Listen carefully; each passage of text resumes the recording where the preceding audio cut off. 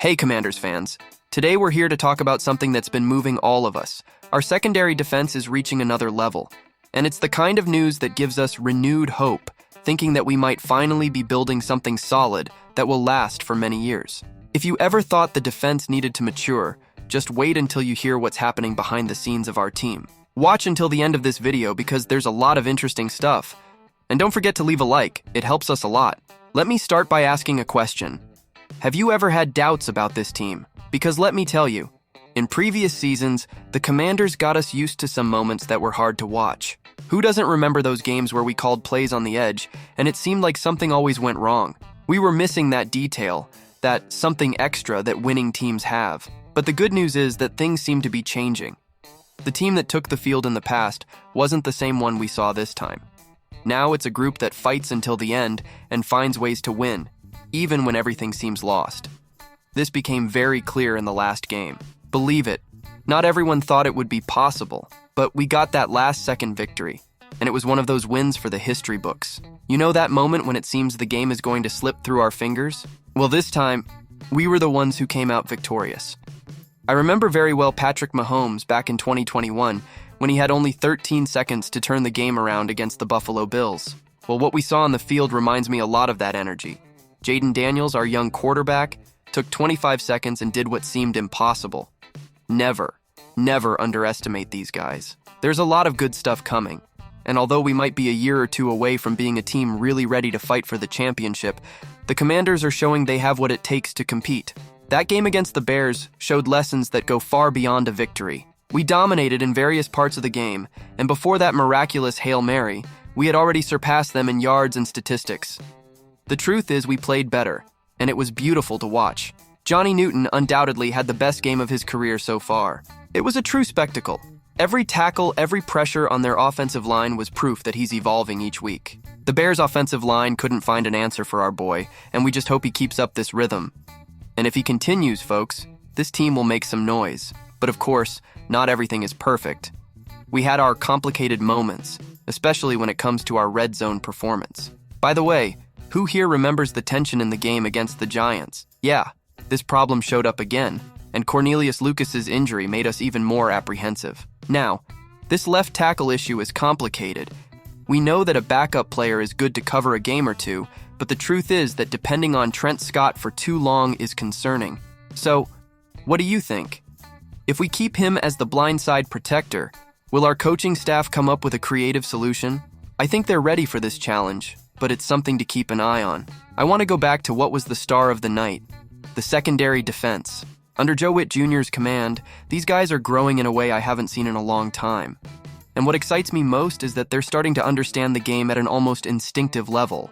At the end of the third quarter, for example, we were already up 12-0, and Caleb Williams, the opposing quarterback, tried to react. He was there, moving around, looking for an opening. We know he's skilled, but our defense's pressure was so intense that he couldn't do anything special. Williams even tried to run to gain some yards, and indeed managed to escape the pressure, but couldn't find anyone open to throw to. Our defense was there, covering every receiver. It was proof that even in adverse situations, these guys are ready to hold their ground. If before we were apprehensive when the opponent tried an impact play, now it seems the secondary is more mature, more experienced, and that's essential for those who want to win at the highest level. By the way, this maturity didn't just show up in this game. In other matches, the defense had already been showing signs of evolution, but I think this was confirmation that we're on the right path. And that, friends, is what makes us believe these Commanders are ready to give us more joy. When you see a group like this, that learns from their own mistakes and evolves, it's hard not to get excited. The secondary defense had many ups and downs at the start of the season, but finally it seems we're seeing the results of Joe Witt Jr.'s hard work. This unit is becoming the backbone of the team, giving security so that the offense has time to fit their plays and seek points. Witt is using each player's potential to the maximum, exploring individual qualities and adjusting according to the opponent. With each game, he's building a more solid and efficient system that adapts to what the opponent presents. And that's the kind of change that can transform any franchise. And it's not just the defense that deserves highlight. The Commanders' offense, led by Jaden Daniels, is starting to understand that games are won with precision and decision. Jaden, being a young quarterback, already shows impressive maturity for a player his age. When you see him on the field, You notice the calmness with which he positions himself and the confidence he passes to the rest of the team. Of course, he still has a lot to learn, but with the experience he's accumulating and the leadership he displays, I have no doubt he'll be a key piece for the franchise's success in the coming years. Moreover, something we all need to recognize is the impact of standout defensive plays. We know that in a game like football, everything can change with a turnover. When the defense anticipates and manages to intercept or force a fumble, the team gets a new chance to score. And with our secondary defense in its current rhythm, this type of decisive play is becoming a real expectation.